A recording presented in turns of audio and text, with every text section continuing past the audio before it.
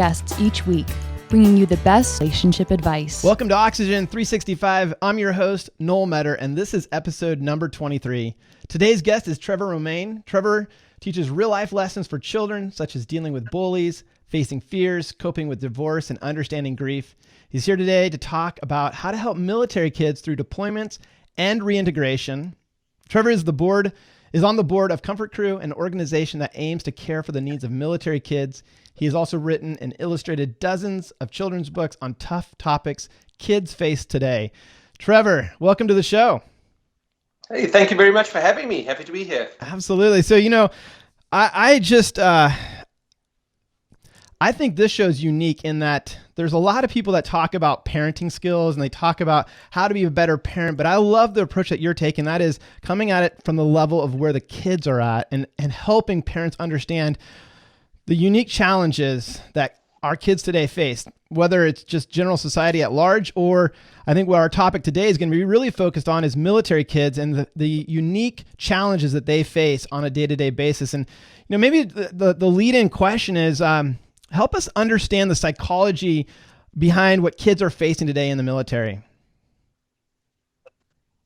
What a lot of people don't realize is that when a parent is deployed, that really is trauma for a child. A lot of times people used to say, oh, that's second degree trauma, and these kids are really resilient.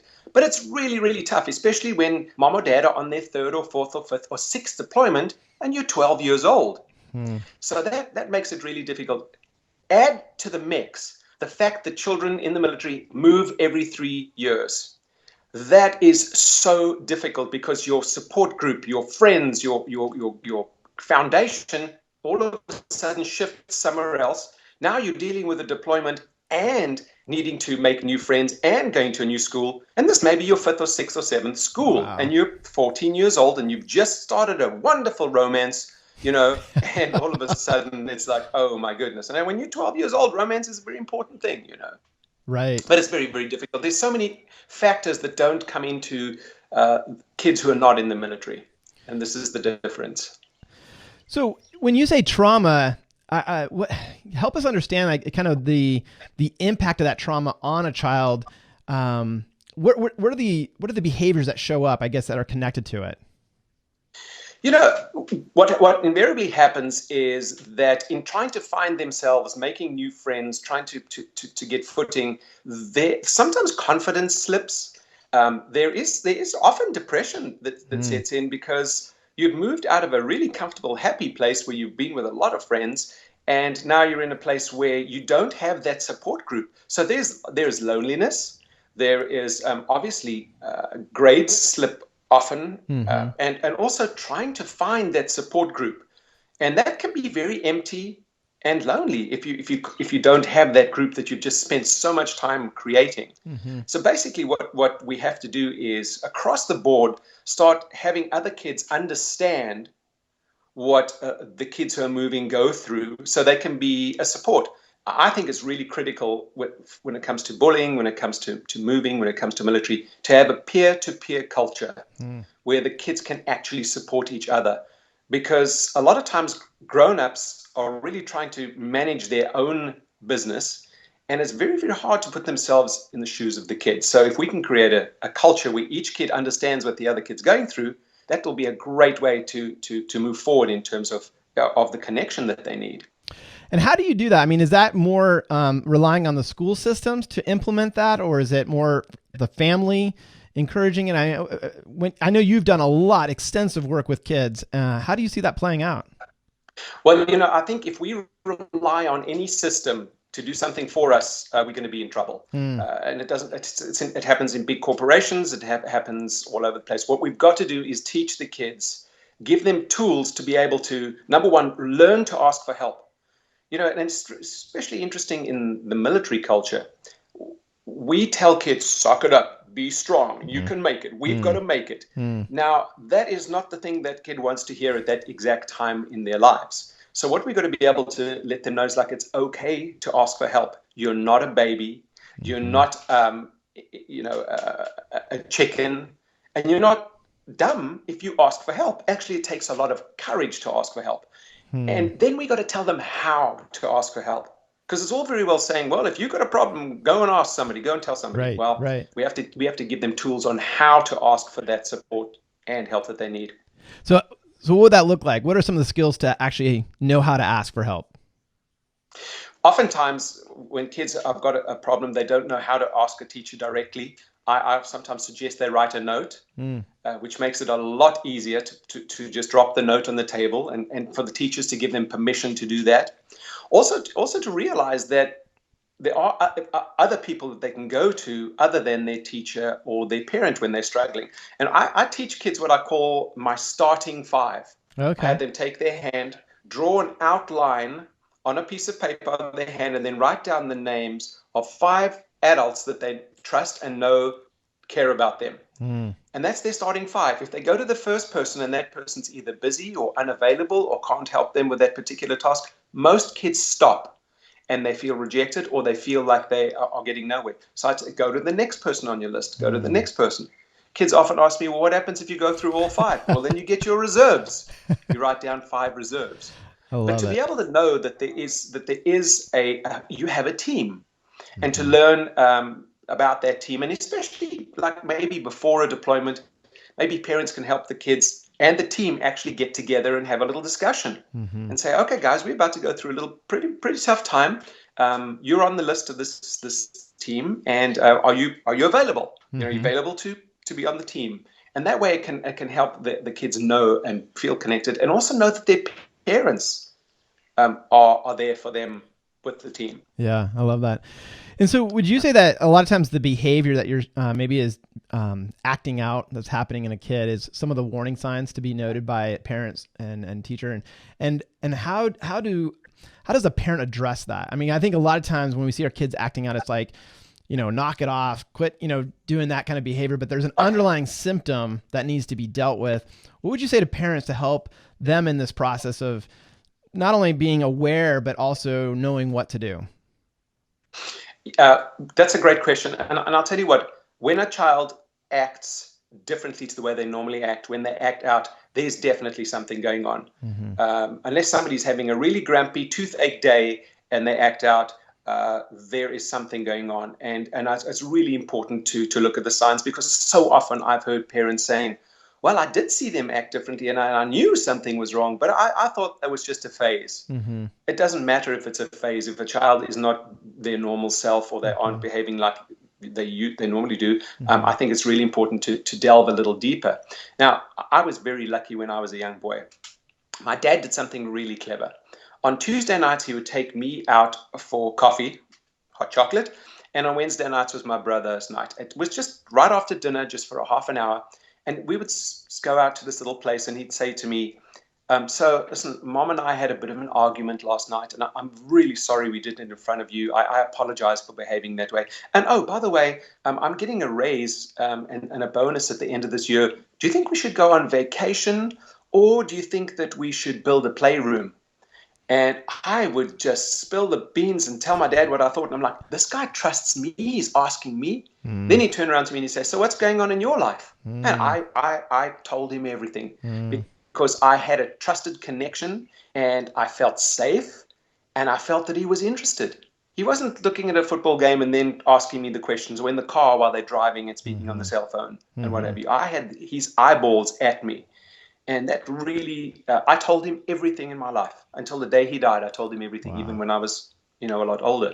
So I think what parents can do is actually create a very comfortable communication system with what works with their kids. Some kids don't like talking. Some kids are shy. Some kids don't want to disappoint their parents by letting them know they are struggling with something. So it's basically just to find a comfortable way within that family to be able to let them know that you support them and ask them what they need. And sitting in front of them 2 minutes before school in the car and saying, okay, listen, there's obviously something wrong. What's wrong? Let me know what's wrong. And pressuring them, that puts them in a real awkward position. And then they've got to go to school and carry that stress with them. Yeah. Trevor, I got to be honest. The really important things too is to listen to. Go ahead. No, go ahead. I was going to say, really important to listen to what kids are asking for, instead of telling them what we think they need to hear. because that sometimes is the key. So often we, out of our own discomfort, will tell children, oh, it's going to be okay. Don't worry, it's going to be fine. Right. We can't tell kids don't worry. It's not going to stop them from worrying. Right. What it's going to do is it's going to disconnect us from them, because they then realize that you're not getting what they need. Yeah. Trevor, I got to be honest. I think that was probably one of the best. I mean, we've interviewed a lot of people on this whole parenting topic, but I think it was one of the best advice I've ever heard about access and just what that example of your father and what that relationship that you had with him. I think at the end of the day, you can try all kinds of skill sets, all kinds of strategies, but it's, do I feel safe? Is this a trusted person? And do I have that open line of communication to share? A lot of these issues, just if that's happening, would be resolved because of that. So thank you for sharing that. I think that's one of the best advice that we've gotten on the show as it relates to parenting. Good. Yeah. I'm glad. And I've learned that because I've spoken to over 150,000 kids at assemblies in the last 4 years. And these kids come up afterwards and they pour their hearts out. They tell you what's going on, because they're feeling that they're not going to be judged, and it is a safe environment, even if it's at an assembly, after an assembly. And I think it's just really opening those channels and finding sometimes creative ways of doing it. And one thing that I found, which is fascinating, and I had this experience when I was in the Congo and Uganda and Burundi working with kids in refugee camps. When you sit down and you doodle on a piece of paper with somebody while they're drawing, conversation starts. And it's actually kind of nice, because you can be drawing something and you can say, wow, what are you drawing? Well, I'm drawing a lion. Oh, I'm drawing this thing. So, wow, I had an interesting thing happen at work today. What do you think? So anything at school, it for some reason, it actually unlocks a conversation. Very, very interesting. Wow. And I guess you'd be a great one to ask this question. The topic of bullying and having the chance to work with 150,000 kids, how big of an issue is this? Bullying is really, really big. A lot of schools I go to say, well, we've got an anti-bullying program, and normally what that is a poster that says bully-free zone. There's such a fine line, because a lot of people are looking at teasing and saying, well, no, that's just normal teasing, or there's tattletaling. But one of the things that I tell kids, especially when they ask for help, I tell them to use the starting 5, because a lot of teachers don't do anything. Because first of all, it's a can of worms. Right. And it's just, and then they've got 24 other kids in the classroom that they have to deal with. So what I've said to kids so often when they are in that situation is to if somebody is teasing you, if somebody is making you feel uncomfortable, let them know that it's making you uncomfortable or you don't like it. Because then that way you've set that situation up in terms of what's right and what's wrong. And then other kids will know. And if they continue, then it is a bullying situation. If they'll continue to make you feel uncomfortable on purpose, then you need to go off and say something. Sometimes kids are very sensitive, and teasing just makes them feel insecure or makes them feel like they don't fit in. If that's the case, let the people who are teasing you know, and then carry on and let someone know. And I always tell kids, one of the biggest fears of children is if they go and tell the teacher's going to march right over to the bully right there and then scream at them, and there's going to be worse trouble afterwards for the kid. So for the kids to know, listen, you don't have to go and tell the teacher right away, unless it's a dangerous situation, obviously. You can go the next morning and say, excuse me, I would like to tell you something in private. This kid was doing this yesterday, or I saw this kid doing this to someone else yesterday. And to be able to say, I just wanted you to know, and please can you keep that private, because I'm worried that bully is going to come after me. Or you can again write a note and say, I saw this. Because when teachers start seeing the same names appearing, what a great way to be able to see, okay, well, there's definitely a problem with that person being a bully. Right. So, we've got to put ourselves in the mindsets of the kids and think, wow, it's really hard to report. And we really have to create that peer-to-peer culture again, where bystanders have to stand up for other kids, because they egg them on. Yeah. And that emboldens the bully. Right. Absolutely. Well, let's just talk a little bit about the life cycle of a lot of military families. And I think two of the big stages of that is the getting ready for deployment and then the reintegration. And in your working with kids, what are the challenges, the biggest challenges that kids face on both sides of that? So as they're getting ready, as their parent is getting ready to deploy, and then the reintegration, maybe some practical things that you've seen that can help mitigate that situation and the challenges. Yeah, I think a really important thing is to, as soon as somebody knows there's going to be a deployment, to slowly start integrating that into the family and into the mix so that people can start understanding, because I've heard very often they don't want to worry the kids in advance. So 2 days before, all of a sudden, well, dad or mom's going to be deployed for 9 months. And some families believe that that's a better way to do that. I personally don't, because I think when you start making a plan, you start putting that calendar on the fridge, you start pre-writing notes and hiding them in mom or dad's suitcase so that when they get to the other side, they can have them, which keeps them connected to you, and you feel you are keeping connected to them. One of the things I say to children too is swap something with your mom or dad, be it a dog tag. I was deployed when I was a young man. I had 2 river stones that I wrote on with a Sharpie for my sister. I wrote my name on one and my sister's name on the other, and I gave her my stone and I took hers and I kept it in my pocket my whole deployment. When I came back, we swapped stones, and that action of swapping stones reconnected us almost immediately. Because sometimes when parents come back, it's hard to find the open door to reconnect, especially when you are trying to manage your own anxiety, your own sometimes PTSD, and stresses within the family. A lot of kids feel disconnected. This is a way for them to reconnect when they come back.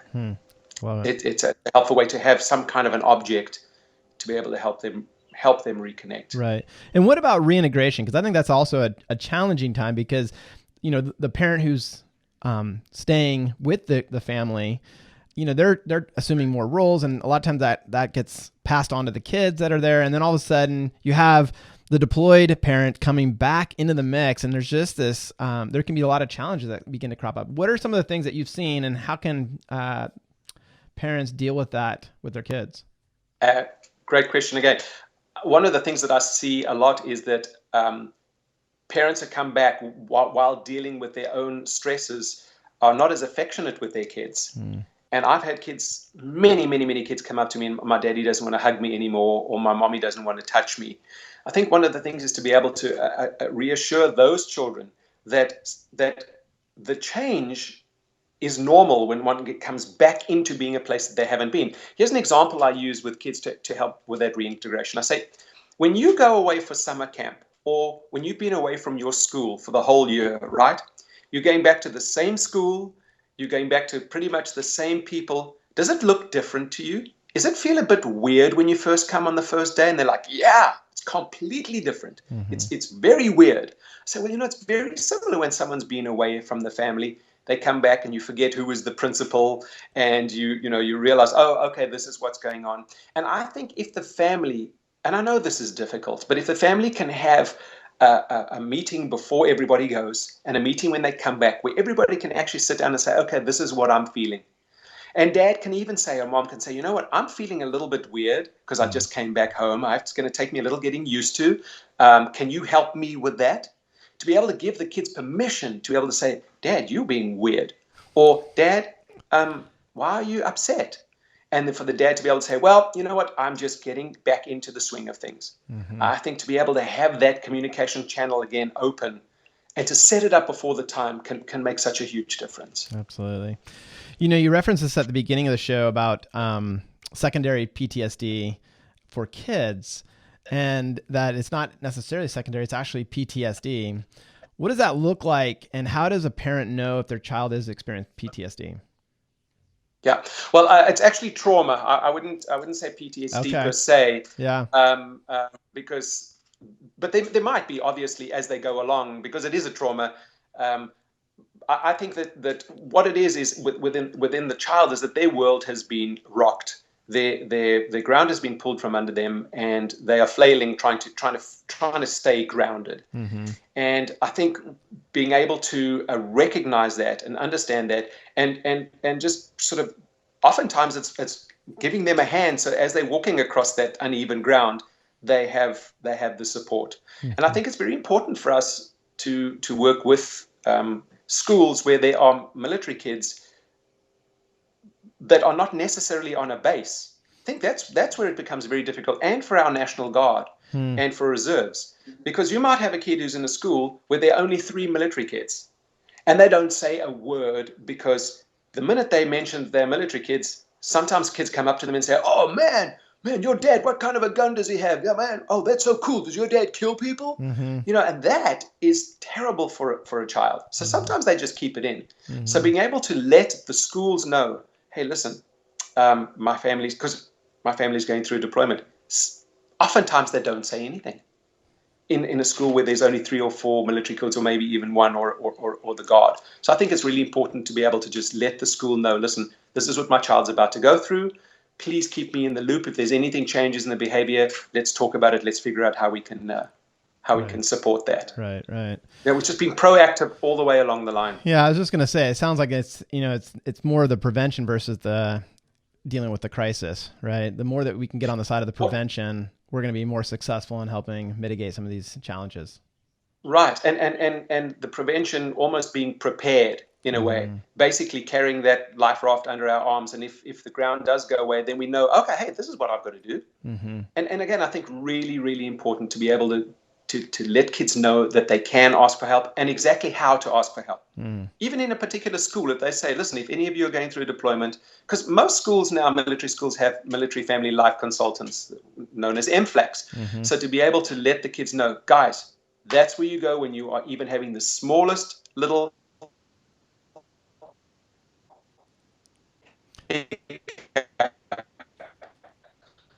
and you're struggling a little bit, there's your go-to person.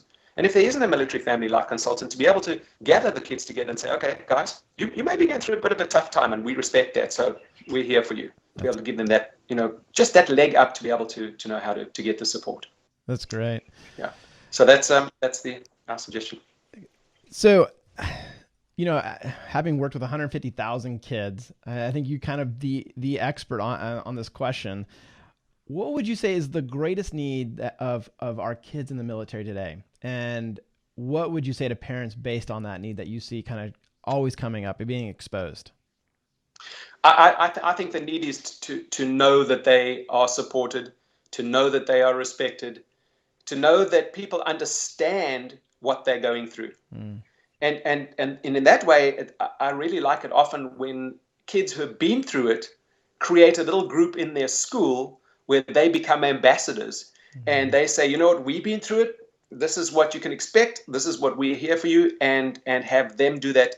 Similar with moms or dads who've been through it, to be able to connect with the other parents at the school and make themselves available, and to create that little entity at the school or within the neighborhood. Because experience is something that is invaluable when it comes to understanding what people are going through. Because so often what we say to kids, well, I understand. No, you don't. Unless you've been through it, we can let them know, oh, my dad went through deployment. I had a beautiful example of that happen at a school. This little boy came up to school. He looked like a little bit like River Phoenix, the actor. Really guy with a buzz cut and a strong boy, very good-looking little dude, sort of James Deany. And he came up to me and he said, well, my dad's deployed. And he must have been 9 years old. And the poor little guy burst into tears. I mean, this strong guy, all of a sudden he's crying. And this little guy walks up to him and puts his arms around him and said to him, hey, buddy, I'll help you. You were so nice to me when my dad was deployed. I got your back. I'm with you all the way, buddy. And they both turned around and walked away. Wow. And I was like, wow, that's what we're talking about. Yeah. Is the support that somebody can give you. And the other little boy turned around and smiled, and they both gave me a thumbs up. And I did nothing. Wow. I facilitated that little connection right there, and they took care of business. And that's often what we're looking for. And obviously there's going to be extreme situations. We've heard about kids who are depressed, kids who just don't want to be in the school. They don't want to be there. And it's a curve. You have some extremely depressed kids, and you have some very, very resilient kids. There's some kids who seem not shaken. I believe, though, that even if kids are very, very resilient, we still have to be very, very careful, in terms of just thinking that they can handle it all by themselves, but making sure they do have that support in case they do go through a day where they're not feeling so resilient. Right. Yeah. And so I'd love to have you kind of explain to our listeners the work that you're doing through Comfort Crew and how they can get access to this, because I think it's absolutely one of the more important things that parents need to know about the resources that you guys have, the tours that you guys go on. So maybe just share a little bit with our listeners about that. Absolutely. I'm very proud to be part of the Comfort Crew. Rhonda Englander and I started it, and we just, when we wanted to support military kids, and we didn't realize how some very simple, easy tools can make such a huge difference. And what we do is there are two parts to the Comfort Crew in essence. One is the tour where we go and we visit with kids and share information with them. Mm-hmm. Each kid gets left with a kit when we do go on tour. In that kit are 6 DVDs that help kids deal with deployment, help them deal with homework. If you don't take care of your body, where else are you going to live? Facing fear without freaking out. So, and they also get a journal. We believe, and I've done quite a lot of research about journaling, which is really effective in helping kids manage emotions. Mm-hmm. So each kid gets left with one of these, and these are given to these kids free. We're very grateful that the USO has been a huge and wonderful partner with us in making sure the kids get the tools, because it's all very well going and standing in front of a bunch of kids and giving them a talk and opening wounds and opening communication and then leaving and saying, okay, bye. We don't want to do that. We leave them with tools they can use for the rest of their lives. Yeah. And things that they can keep with them for years and years. On the other side, we have deployment kits, which are specifically designed to help kids with deployment.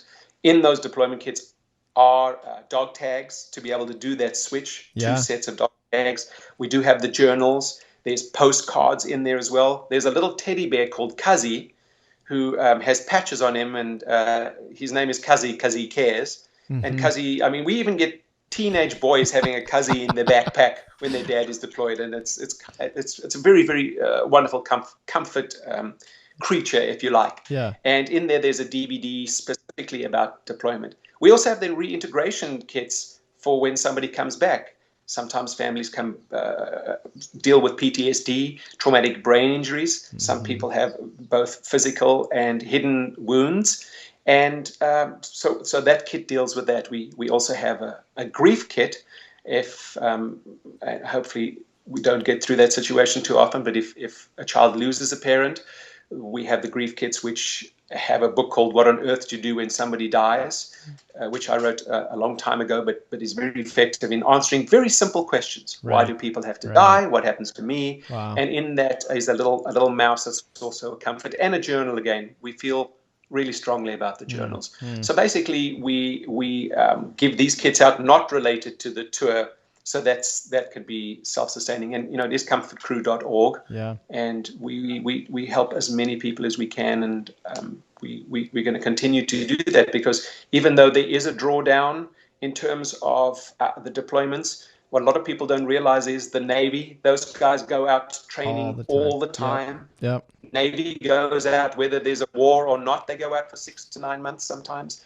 We have troops at embassies in Africa and even in South America. So we've got to realize that our heroes are still out there, and